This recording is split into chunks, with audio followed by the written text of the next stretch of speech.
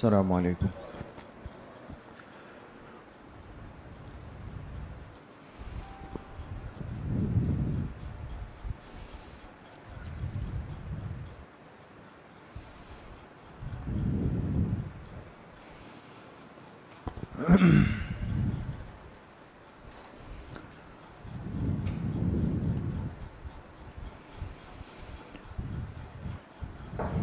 تمام ساتھی قرآن کریم کھول لیں۔ آن لائن بھی جو حضرات و مستورات ہیں وہ قرآن کریم کھول لیں۔ انشاءاللہ تفسیر قرآن کریم کا سبق شروع ہو رہا ہے۔ سورۃ اللیل چل رہی تھی اور 11 آیتیں ہو چکی ہیں۔ اسی طرح آیت نمبر 12 سے آیت نمبر 21 یعنی سورت کے آخر تک ترجمہ میرے خیال میں زبانی ہوا تھا۔ انشاءاللہ بھی آپ حضرات اس کو لکھ بھی لیں گے، اور اسی طرح پھر سورت کی وجہ تسمیہ ہے، موضوع ہے اور خلاصہ ہے۔ ٹھیک ہے، بسم اللہ الرحمن الرحیم۔ ان علینا للہدی، بے شک ہمارے ذمے ہی راستہ دکھانا ہے۔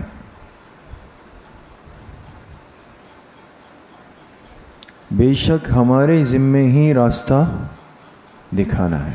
ہدا کہتے ہیں ہدایت کو۔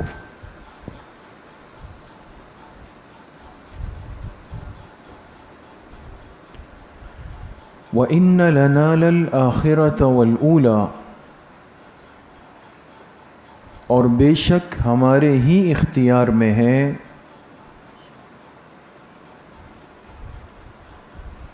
بے شک ہمارے ہی اختیار میں ہے آخرت کی زندگی اور دنیا کی زندگی۔ ہمارے ہی اختیار میں ہے آخرت کی زندگی اور دیکھیے دنیا کو یہاں پر کہا اولا۔ اولا کہتے ہیں پہلے کو۔ ہمارے ہاں مدارس میں جو سب سے پہلا درجہ ہے اس کو درجہ اولا کہتے ہیں، پہلا درجہ۔ تو آخرت کے مقابلے میں دنیا کیا ہے؟ پہلے ہے نا، اسی لیے یہاں اس کو اولا سے تعبیر کیا، دنیا کو۔ آخرت بعد میں ہے، دنیا اس سے پہلے ہے۔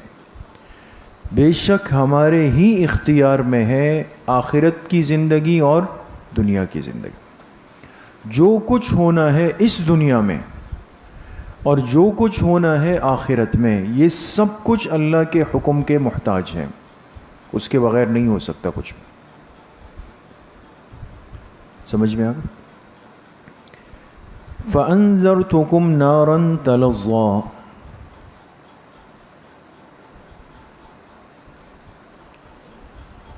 اب آگے بڑھنے سے پہلے ایک بات چھوٹی سی سمجھ لیں۔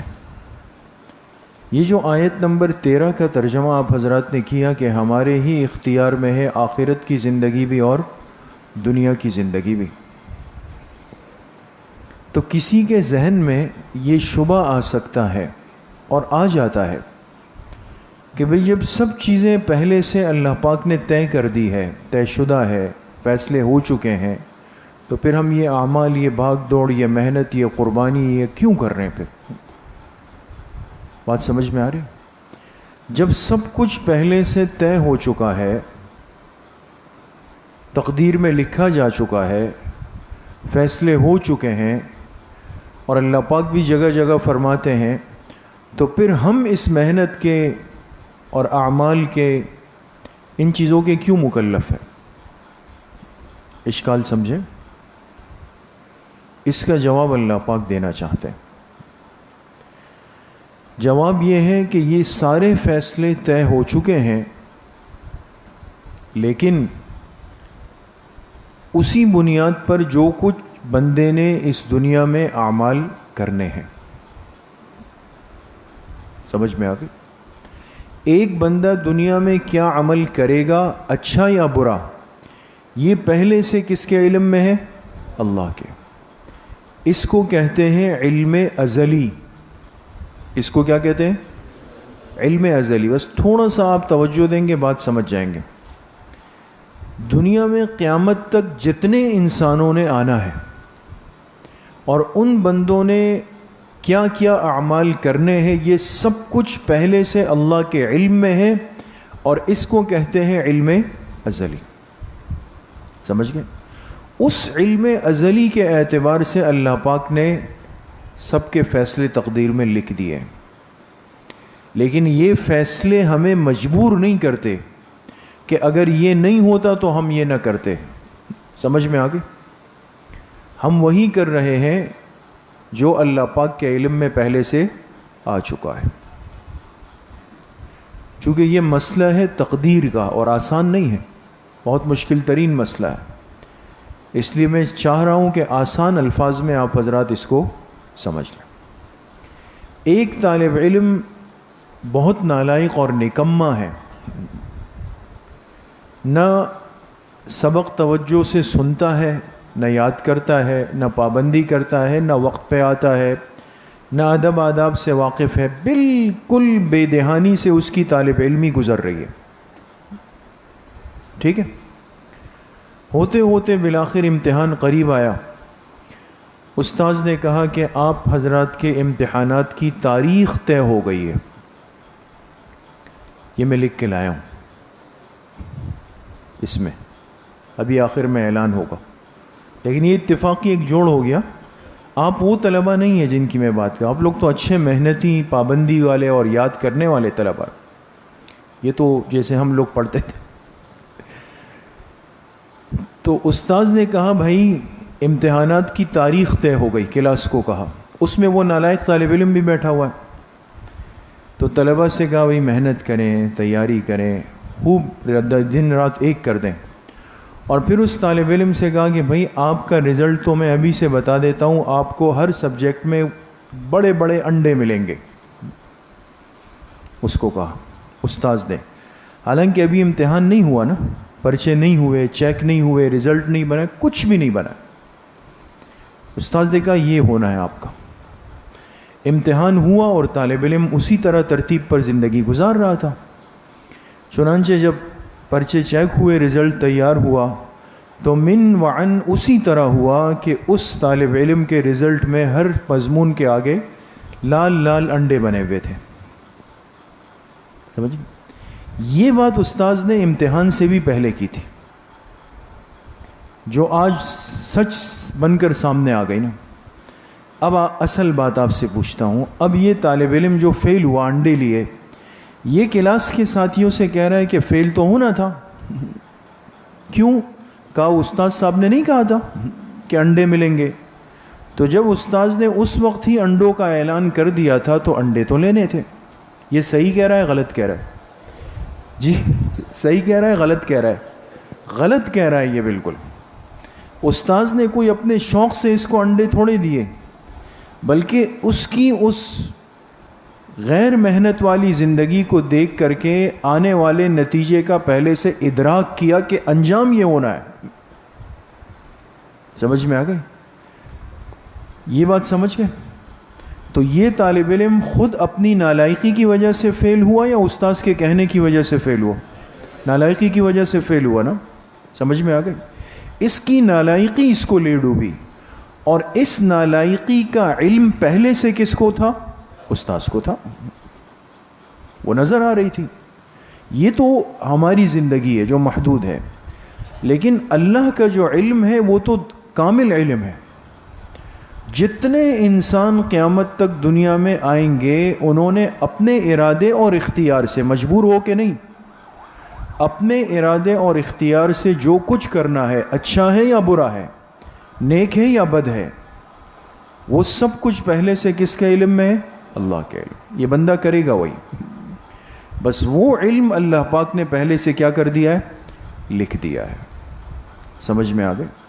اس لیے حدیث پاک میں اس کی بڑی تفصیلات ہیں، اور یہ سوال کئی صحابہ نے حضور علیہ السلام سے کیا کہ جب سب کچھ تقدیر میں لکھا جا چکا تو ہم اعمال کیوں کر رہے ہیں، یہ قربانیاں کیوں دے رہے ہیں؟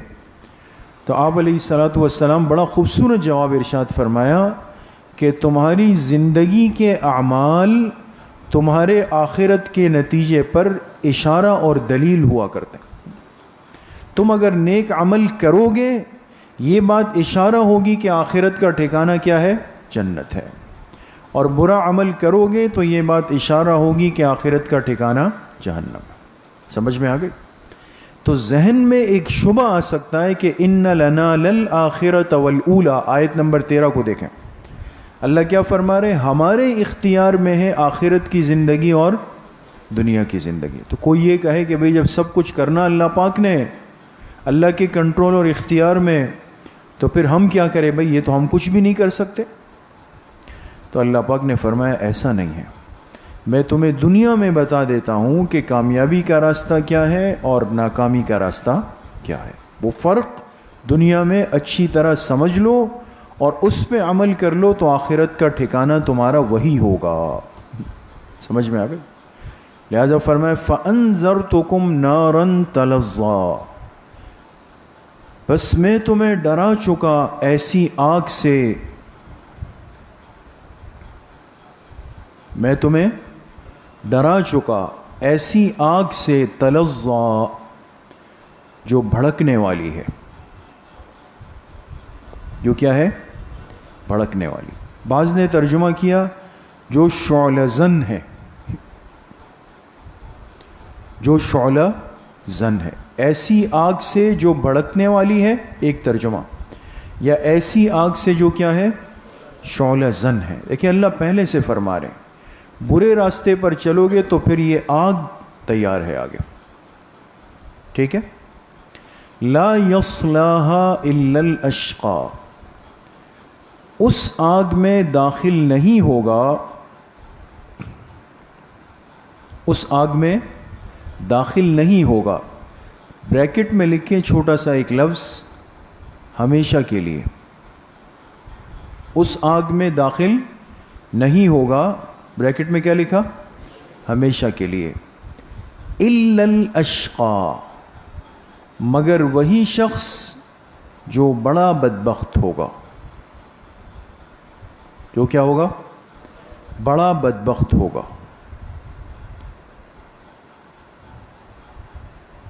بریکٹ میں لکھیں مستحقین جہنم،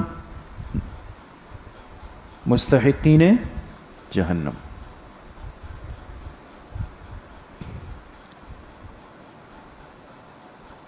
سمجھ میں آئی؟ یہ جو مستحق جہنم ہے اور جو بڑا بدبخت ہے یہ جہنم میں داخل ہوگا ہمیشہ ہمیشہ کے لیے، اسی لیے لکھوایا۔ سمجھ میں آ گئے؟ داخل نہیں ہوگا ہمیشہ کے لیے، اس لیے کہ مومن بھی اپنے گناہ کی وجہ سے جہنم میں جائے گا اگر اللہ پاک جس کو بھیجنا چاہے، اور ہم سب کی اللہ حفاظت فرمائے، لیکن مومن کا جانا جو ہے یہ ابدی نہیں ہے، ہمیشہ نہیں ہے، وقتی طور پہ ہے۔ سمجھ میں آ گیا؟ تو جہنم میں داخل نہیں ہوگا ہمیشہ کے لیے، مگر کون؟ جو بڑا بدبخت ہے، اور بڑے بدبخت سے مراد کون ہے؟ مستحقین جہنم۔ اب یہ کون لوگ ہیں بڑے بدبخت؟ فرمایا الذی کذب وتولی، جس نے جھٹلایا، جس نے جھٹلایا، بریکٹ میں لکھیں بد عقیدہ، بات بالکل صاف ہو جائے گی دوستوں، جس نے جھٹلایا، بریکٹ میں کیا لکھا؟ بد عقیدہ، وتولی، اور منہ پھیرا، اور منہ پھیرا، بریکٹ میں لکھیں بد عمل۔ دونوں میں فرق ہے نا؟ ایک انسان ہوتا ہے بد عقیدہ جس کا عقیدہ اور ایمان ہی خراب ہے، سمجھ گئے؟ ایک ہوتا ہے بد عمل کہ جس کے اعمال میں کمزوری ہے یا اعمال نہیں کرتا ہے۔ تو اللہ پاک نے فرمایا کہ جو ہمیشہ ہمیشہ کی جہنم میں جائے گا اس میں کتنی باتیں ہوں گی؟ دو باتیں، کذب وتولی، بد عقیدہ بھی ہوگا اور بد عمل بھی ہوگا۔ سمجھ میں آ گئے؟ بد عقیدہ بھی ہوگا اور بد عمل بھی ہوگا۔ وَسَيُجَنَّبُهَا الْأَتْقَى، اور یقیناً اس آگ سے بچا لیا جائے گا، یقیناً اس آگ سے بچا لیا جائے گا الاتقا، پیچھے تھا الاشقا، جس کا ترجمہ آپ نے کیا بڑا بدبخت، یقیناً اس آگ سے بچا لیا جائے گا بڑے متقی کو، بڑے متقی کو۔ بریکٹ میں کیا لکھیں گے؟ مستحقین جنت، ماشاءاللہ، مستحقین جنت، اور عیش لگائیں اس میں، لکھیں حضرت ابو بکر صدیق رضی اللہ تعالی عنہ۔ ایک روایت میں ہے کہ یہ جو آیتیں ہیں نا وَيَسَيُجَنَّبُهَا الْأَتْقَى، آگے یہ کن کے بارے میں اتری؟ حضرت ابو بکر صدیق رضی اللہ عنہ کے بارے میں اتری۔ انہوں نے جب حضرت بلال رضی اللہ عنہ کو آزادی دلوائی نا غلامی سے، تو چونکہ انہوں نے بہت زیادہ مشقتیں اور تکلیفیں اٹھائی تھی حضرت بلال نے، اور آپ علیہ السلام کی خواہش تھی کہ کوئی ساتھی آگے بڑھ کر ان کی آزادی کا انتظام کرے۔ یہ سعادت کن کے حصے میں آئی؟ حضرت ابوبکر صدیق۔ تو جب انہوں نے اپنا مال خرچ کیا نا حضرت بلال کو آزاد کرنے میں، تو اللہ پاک نے یہ آیتیں اتار دی۔ اسی لیے بعض مفسرین نے فرمایا کہ الاتقا، بڑے متقی سے مراد کون ہے؟ حضرت ابوبکر صدیق رضی اللہ۔ اب ان کی پہچان کیا ہے بڑے متقی کی؟ الذی یؤتی مالہ یتزکا، جو خرچ کرتا ہے اپنے مال کو تاکہ پاک ہو جائے۔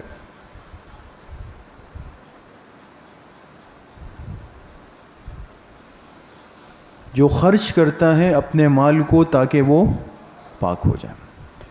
خرچ کرنے میں اور کوئی جذبہ نہیں ہے اور کوئی سبب نہیں ہے، صرف اس لیے خرچ کر رہا ہے کہ یہ خرچ کرنے والا خود اور اس کا مال کیا ہو جائے؟ پاک ہو جائے۔ آگے اللہ نے وضاحت بھی فرمائی، وَمَا لِأَحَدٍ عِندَهُ مِن نِعْمَةٍ تُجْزَى، بہت غور کریں ترجمے پہ، اس کے ذمے کسی کا احسان نہیں ہے، اس کے ذمے کسی کا احسان نہیں ہے، اس خرچ کرنے والے کے ذمے، اس کے ذمے کسی کا احسان نہیں ہے، تجزا، کہ جس کا بدلہ چکایا جائے، کہ جس کا بدلہ چکایا جائے۔ اب دنیا میں ایک شخص کسی پہ خرچ کرتا ہے، میں نے اس دن بھی عرض کیا، اور اس کا ہاتھ بٹاتا ہے، تو کوئی اس سے کہے بھئی یار آپ اتنا خرچ کر رہے ہو، تو وہ کہے گا بھئی برے وقتوں میں اس نے میرا بڑا ساتھ دیا تھا، ہے نا؟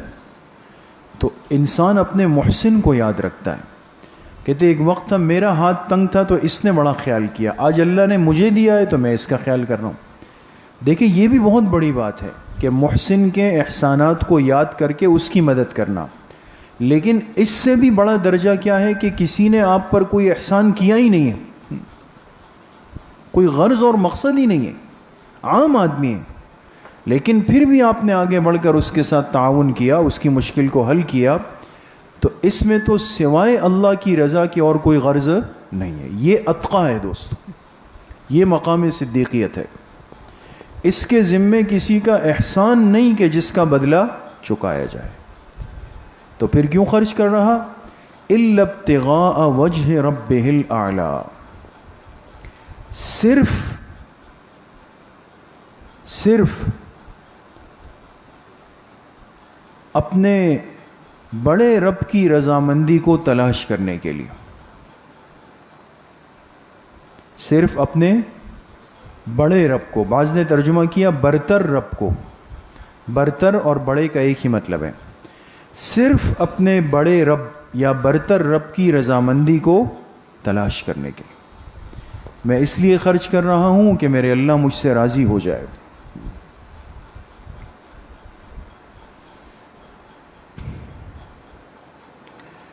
لکھ لیا دوستو؟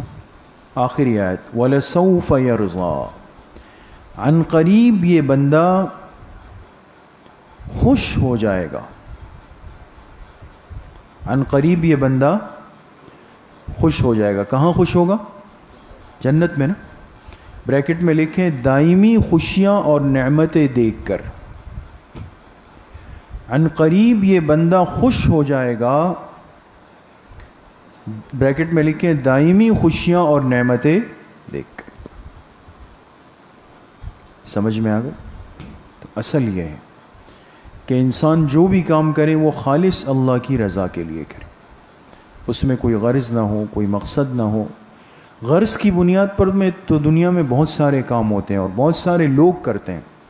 اصل مجاہدہ اور قربانی یہ ہے کہ بے غرض ہو کے انسان کام کرے، خدمت کرے اور محبت کرے.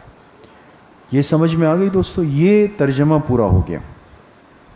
اچھا اب فائدہ لکھیں. ایک جملہ لکھوانا ہے آپ حضرات کو. فائدہ آیت نمبر 21 میں،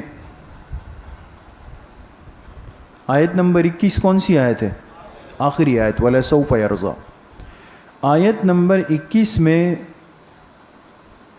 کمال اخلاص کا نتیجہ بتایا گیا ہے.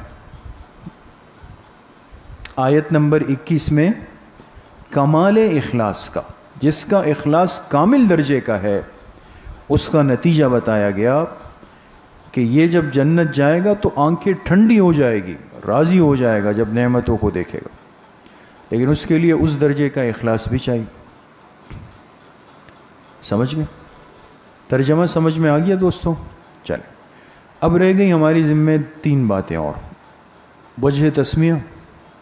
سورۃ اللیل کی وجہ تسمیہ کیا ہے؟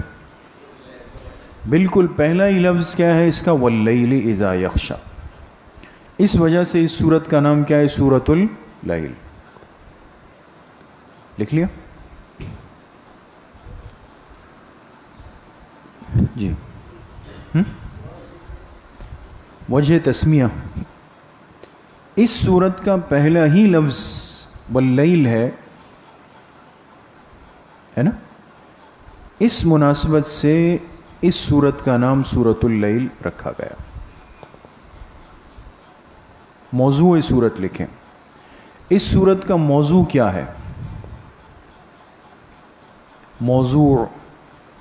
موضوع یہ بات بار بار آتی ہے کہ موضوع کہتے ہیں ایک عنوان کو. پیغام کیا ہے اس کا؟ ٹاپک لکھیں اختلاف محنت و کوشش کا، اختلاف محنت و کوشش کا لازمی نتیجہ اختلاف انجام ہے. اختلاف محنت و کوشش کا یعنی 2 آدمی ہیں، دونوں کی محنت الگ ہے، کوشش الگ ہے، الگ الگ کام کر رہے ہیں. اس کا لازمی نتیجہ یہ کہ انجام میں بھی کیا ہوگا؟ فرق ہوگا. سمجھ میں آ گئی؟ اختلاف انجام ہے، انجام میں فرق ہوگا. ایک آدمی گناہوں کے راستے کی محنت کر رہا ہے، ایک آدمی نیکی کے راستے کی محنت کر رہا ہے، تو انجام میں فرق ہوگا یا نہیں ہوگا؟ ایک جنت ہے اور ایک جہنم ہے. ٹھیک ہے؟ خلاصہ اس صورت لکھیں. خلاصہ اس صورت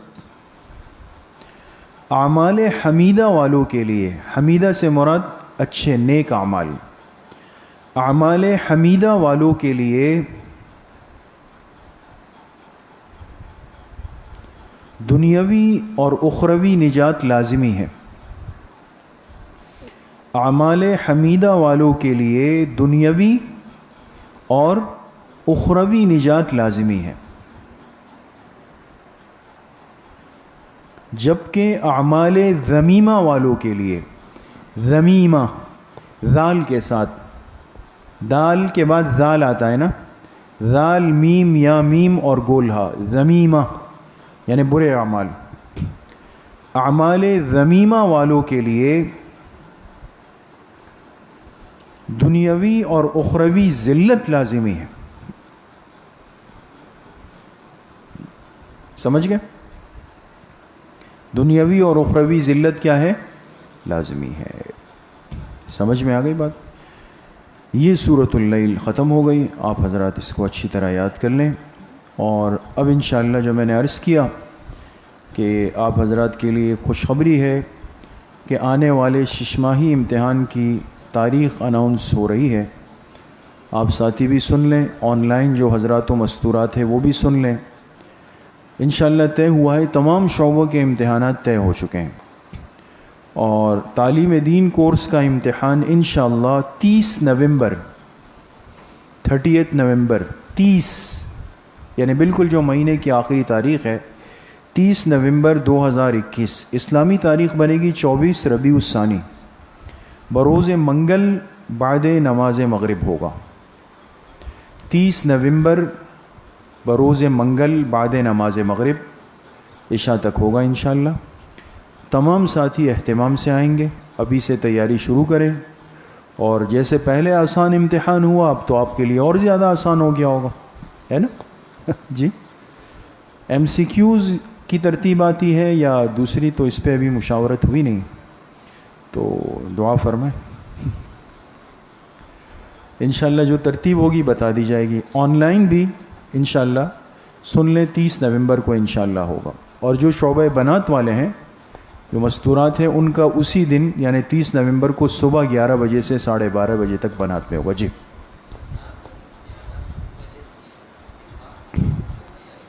نہیں, انشاءاللہ اس کے بعد ہوگا. سہمائی کا نصاب جہاں ختم ہوا تھا اس کے بعد ہوگا. جی زین, ہاں. اور کسی کو یہ بات یاد تھی دعا والی؟ انشاءاللہ پیر کو یاد دلائیے گا, پھر عرض کرتا ہوں. السلام علیکم.